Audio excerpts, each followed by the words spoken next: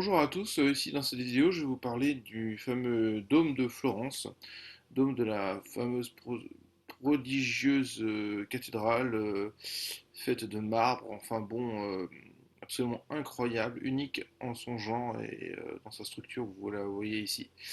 Donc vous avez le site pour lequel je fais la publicité parce que c'est une remarquable page par Édouard le 14 mai 2020.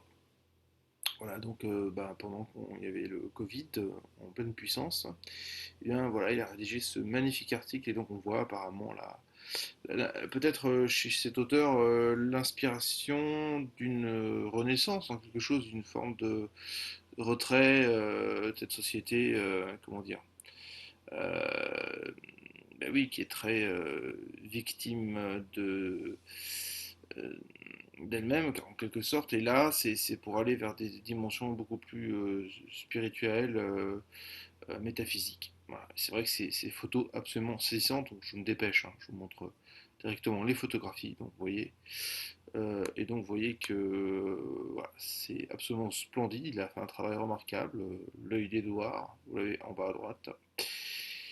Faut y aller, hein, faut aller voir, c'est pas très très loin, vous voyez, bon là on voit les façades, on voit la rosace, porte d'entrée, c'est magnifique, hein, voilà. Donc, je crois que c'est sept saints à gauche, me semble-t-il. Je sais pas s'il en parle.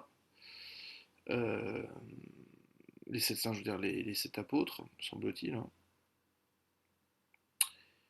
Et donc voilà, vous voyez, c'est magnifique.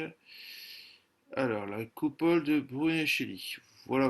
Donc, c'est au 15e siècle, 1418 apparemment. Est-ce que... Donc voilà, on va commencer à rentrer directement dans la peinture. Bon voilà, j'ai pas le temps de parler de tout ça. Le dôme de la cathédrale, voilà, nous y sommes. Vous voyez qu'il y a un circuit spécial touriste, enfin un circuit touristique, je veux dire, mais qui est fermé en haut par un plafond de verre et devant par une cloison de verre aussi qui forme un sas étanche pour ne pas que l'air atteigne le dôme, si je comprends bien. Moi je dis des bêtises, hein. Il me semble que, ouais, ouais, non, ça c'est clair, hein, voilà, ça fait 360 degrés, donc voilà. Et là, vous avez cette œuvre du dôme qui effectivement est protégée par ce couloir en verre. Alors nous allons directement, vous voyez que bon, bah, c'est une scène circulaire de 360 degrés, c'est ça qui est tout à fait étonnant. Donc, effectivement, ceux qui ont des profils pour des personnes, on va dire en morphopsychologie, dont par exemple comment dire, on pourrait dire les vestibules sont ouverts, mais pas seulement, moi je dirais, qui ont un fond bombé par exemple très important, très grand, avec effectivement certains aspects de leur morphologie qui peuvent être des dilatés plutôt, on va dire des sanguins, bah, vous voyez, c'est très en phase avec ce type de profil morphopsychologique, puisque là on a carrément un paradigme. Euh, alors comment se fait-il qu'une telle structure nous pousse à aller vers une idée de paradigme? Alors on va grossir, on va zoomer un petit peu. Bon, donc voilà, alors là, qu'est-ce que nous avons? Eh bien, nous avons donc un octogone, hein, c'est-à-dire un polygone à 8 côtés, qui n'est pas sans lien avec, on peut dire, l'octogone tel qu'il est utilisé en Feng Shui, hein, tout simplement, qui est le Pakwa ou le Bagua. Mais ça, c'est une analogie de ma part, ou serait-ce une articulation logique, je n'en sais trop rien, ou une articulation conceptuelle. En tous les cas, là, il n'est absolument pas question de trigramme, évidemment. N'empêche que nous avons affaire à un octogone. Bon, donc ça suit effectivement une iconographie religieuse que je n'ai pas le temps de développer ici. Vous voyez que ben, voilà, c'est prodigieux dans le détail. Enfin, je vous laisse regarder plutôt que commenter tout le temps, recouvrir de mots tout cela. Voilà, donc eh bien, écoutez, il y a un puits de lumière, pardon, voilà, je ne trouvais pas le terme, il y a un puits de lumière qui architecturalement permet d'inonder ce, cet espace, ce volume, qui est un volume donc concave, évidemment. Et donc, enfin, c'est un puits de lumière qui donc peut-être représente Dieu, à mon savoir. Et puis donc là, il y a des repères que je ne maîtrise pas, donc je n'ai pas le temps ici sur lesquels je n'ai pas le temps de m'étendre. Allons-y directement. Alors, tout d'abord, que voit-on là qui paraît spectaculaire? Bon, déjà, on voit ce premier détail. On voit, alors là, on voit quoi? Eh bien, si je ne me trompe pas, probablement Marie,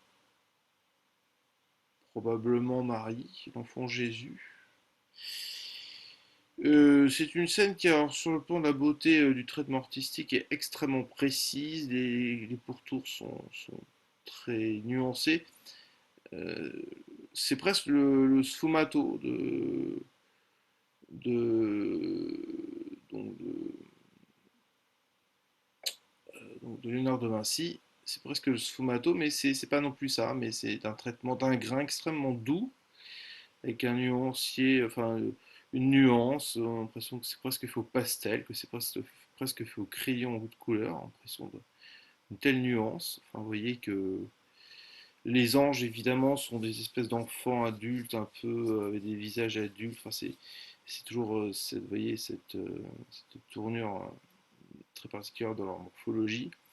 Un corps d'enfant, puis des visages un peu monstrueux, comme ça, un peu enfantin, mais à la fois un peu adulte. Voilà. Alors, oh pardon, qu'est-ce que j'ai fait? Je suis désolé, je reviens sur le site. Excusez-moi. Donc voilà, nous allons revenir ensuite sur les détails, comme je l'ai dit. Voilà, alors pareil, nous allons prendre ce détail. Donc là, eh bien, je pense que ça ne fait pas forcément de doute. Est-ce que c'est Dieu? Probablement. Je pense qu'à droite, c'est l'archange Saint-Michel. Euh, et il n'est pas en train de terrasser le diable, mais oui, oui, vous allez voir que c'est pas très loin.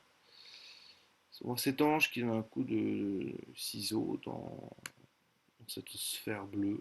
Alors je ne sais pas trop à quoi correspond cette iconographie. À moins que ce soit Jésus. Alors là, je m'excuse parce que je vois une religieuse à côté. Je ne sais pas, enfin religieuse si je puis dire. Qu'est-ce que cela représente? Attendez, je pense que c'est Dieu, hein. Euh, Sauf qu'on a dit que tout à l'heure Dieu était ce puits de lumière, donc on va essayer de grossir. Voilà. Alors, est-ce qu'on voit une symétrie? C'est très complexe, hein, c'est vraiment, ça mériterait que vous fassiez référence plutôt à un guide touristique. En tout cas, on voit le premier cercle en bas, c'est le cercle des enfers, hein. Ça, il n'y a pas de doute. On voit vraiment l'enfer avec tous les démons, le diable là, qui ici est à gauche, qui a trois têtes et tout ça qui dévore les hommes en même temps. Enfin, c'est vraiment l'enfer, c'est le cas de le dire sur Terre, sur le premier cercle inférieur. Et puis on monte un petit peu, donc il y a une sorte de jugement, hein, avec une posture assez raide, comme ça, qui fait très justice, un peu comme qu'on pourrait dire la logographie, si je puis dire, pour prendre un peu un néologisme de la justice, vous savez, avec cette symétrie de la balance, on retrouve symétrique ses ailes, là, vous voyez, rouge, au bord rouge de ces êtres, comme ça, qui statuent, qui délibèrent, un peu comme une super ressource humaine céleste, hein, métaphysique. Et puis encore au-dessus, vous avez tout simplement encore un autre univers avec des gardiens, je pense qu'il y a de monde religieux, je ne sais pas très bien, au niveau du christianisme, quoi correspond tout ceci. Il faudrait vraiment suivre un guide. Donc on voit le Christ là, par contre. Je pense que donc il n'y a pas de doute là-dessus. C'est chemin du Christ, hein, la passion du Christ, l'île de Patmos. Enfin voilà, donc apparemment, il n'y a pas d'autre Christ ailleurs. Voilà, vous le voyez. Donc pas d'autre Christ ailleurs. Oui, donc là c'est Dieu, hein, forcément on le retrouve ici, vous voyez là, avec cette auréole, ce soleil tout autour, et puis on retrouve cette femme avec ce voile. Donc je pense que, à moins que ce soit Jésus ressuscité, je pense qu'il faut peut-être le lire aussi comme une bande dessinée, c'est-à-dire que nous avons une progression en chemin qui suit une trame temporelle, narrative, et de vignette en vignette, on se déplace pour. Est-ce qu'il y a un déplacement dans le sens des personnages un petit peu, hein, c'est légèrement d'extrogir, ça va vers la droite. Le Christ qui porte sa croix. Donc, le Christ qui porte sa croix, évidemment, et donc probablement que là c'est la résurrection du Christ. Voilà, alors à part ça, on va voir d'autres choses. Donc ensuite, eh bien, voyons d'autres aspects. Donc là, comment dire, l'expert en tourisme eh ben, a voulu montrer ce détail absolument incroyable. Alors qu'est-ce que c'est que ce détail? Bon, bah ça c'est la bête de Babylone, je pense, la bête de la luxure. Et la troisième, je ne sais plus comment elle s'appelle, donc c'est l'une des trois bêtes, et effectivement, ce n'est pas à confondre avec le cerbère, un chien à trois têtes, hein. Non, non, c'est rien à voir. C'est l'une des trois bêtes, la bête de Babylone, la bête de la luxure, et la bête de la luxure, et la bête, la troisième, je ne me souviens plus exactement, enfin, ils en parlent au chapitre 20, puis dans le très beau documentaire sur KTO TV qui a été diffusé, l'Apocalypse, quoi. Voilà, ça s'appelle comme ça. Vous le trouverez sur YouTube. Voilà, donc on voit bien qu'il a une peau assez, comment dirais-je, une certaine matité, euh, drue, rêche, une sorte de cuir, de peau comme ça, assez, comment dirais-je, lourde, enfin, qui, qui danse et qui est à la fois euh, dru, comme je l'ai dit, quoi. Enfin, voilà, qui est comme un cuir un peu épais, ou un peu sorte de- comme un peu un chien molossoïde, comme les molosses qu'on voit de nos jours. Bon, donc, et d'ailleurs, on le voit bien, cela contraste très bien, vous voyez à gauche, là, avec l'univers un peu paradisiaque. Ils sont toujours nus, hein, ceux qui sont dans le ciel ou dans les enfers, hein, voilà. Ils sont jugés, mais ils sont toujours à poil, si je puis dire. Et voilà. Donc ils ont, s'il faut croire que là-haut, bah, il n'y a pas, ou en bas, il n'y a pas de, il y a pas de, en bas ça ne me donnerait pas, mais en haut pas non plus, il n'y a pas non plus de vêtements, de quoi que ce soit. Et puis bah, nous allons reprendre d'autres détails. Donc là, bah, là on voit typiquement des démons. Alors voilà, donc ça rejoint ces démons avec des visages prononcés horribles comme ça. On le voit dans les creepypasta aussi, hein, sur internet, hein, on voit des espèces de figures comme ça. Une espèce Ça, c'est vraiment Charles Lebrun, les glissements entre les visages d'animaux et les visages d'hommes, les glissements par degrés de l'homme vers l'animal ou de l'animal vers l'homme. Et vous voyez que là, c'est une horreur. C'est une espèce de forme je sais pas comment dire, d'être avec des seins qui tombent. Il y a une espèce de pénis en crochet. Enfin, c'est vrai que c'est assez effrayant. En plus, il a une espèce je pense que c'est une sorte de lance de feu qui projette sur un homme. Enfin, c'est vraiment l'horreur, ces créatures.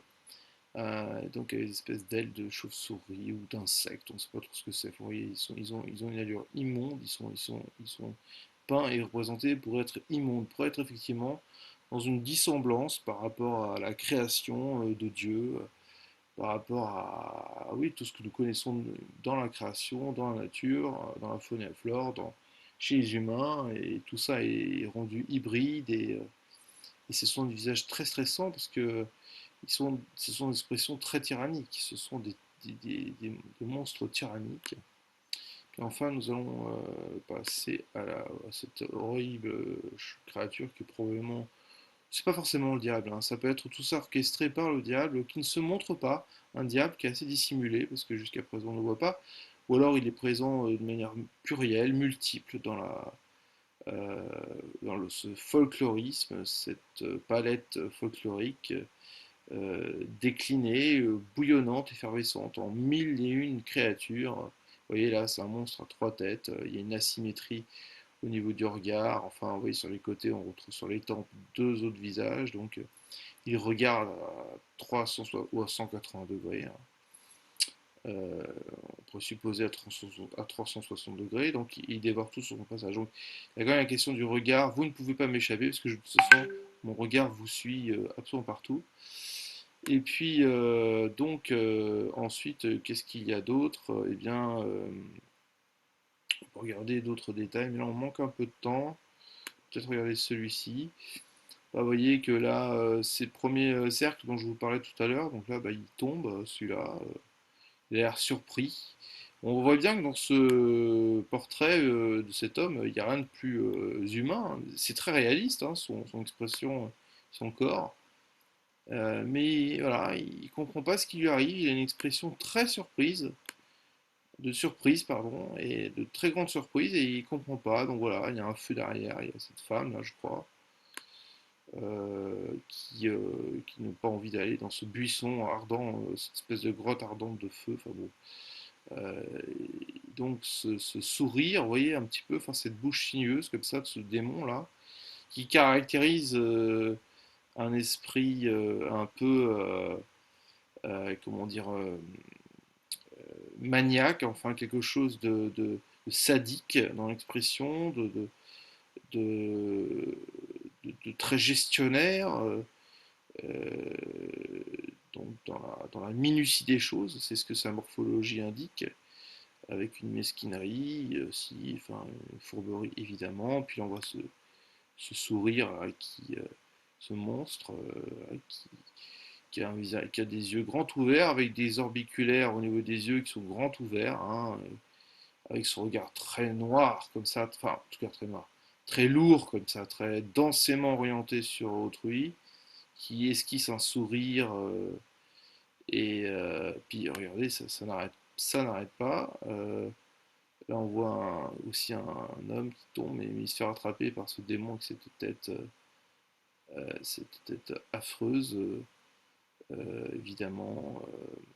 C'est dissonant dans les visages. Cette femme qui est effrayée on voit le derrière, une sorte de créature un peu ours, un peu. Ça, ça rejoint un petit peu les yokai hein, dans le monde japonais, dans le Japon féodal de l'Edo, Edo, hein, Edo, c'est Japon d'Edo. Voilà. Et là, vous avez encore. Ouais, bon, on va s'arrêter là, ça prend pas mal de place, tout ça. Et donc, je vous invite à aller voir le dôme de la cathédrale de Florence, évidemment. Vous voyez qu'elle est très bien située, c'est très beau. Moi, j'irai, parce que c'est pas loin. Ça, c'est quelque chose avec grand plaisir. Autant je n'aime pas trop la masse, le tourisme très concentré, comme c'est dans la période estivale, ce qui est normal, et dans des lieux très chargés, un peu trop chargés. Mais là, vous voyez, c'est pas le cas. Il n'y a que vraiment la cathédrale de Florence, vraiment, faut vraiment ne pas louper. Puis les alentours de la ville, hein, qui sont une atmosphère prodigieuse, évidemment, magnifique, j'espère, en tout cas quand j'irai. Donc vous avez d'autres, vous voyez ici d'autres endroits évidemment, mais vous n'avez pas la concentration de la charge artistique égalée par rapport à la cathédrale que je vous ai montré là en photo depuis ce site internet. Vous avez la porte du paradis de Ghiberti, évidemment, ça aussi, c'est très beau, faut pas le louper. Ça renvoie à la porte de l'enfer de Rodin, bien plus tard, là au 19e siècle évidemment. Moi, je la trouve un peu plate, Ghiberti. Je n'accroche pas tant que ça. Je n'accroche pas tant que ça. Vous voyez, c'est un petit peu, comment dirais-je, on est au 15e siècle, je crois, à ce moment-là. Oui, bon, c'est un petit peu iconographique, c'est un peu. euh, des vignettes un peu sages, voilà. Tandis que Rodin va faire exploser ça, et c'est pas anodin qui parle de porte de l'enfer pour la renvoyer à la porte de Giverty. Voilà, puis donc voilà, etc. Vous avez toujours d'autres éléments sur ce site, voilà. Vous avez même la carte, pardon, excusez-moi, vous avez la carte. Voilà. Bon, bah, je vous laisse, je vous remercie beaucoup. Voilà, merci.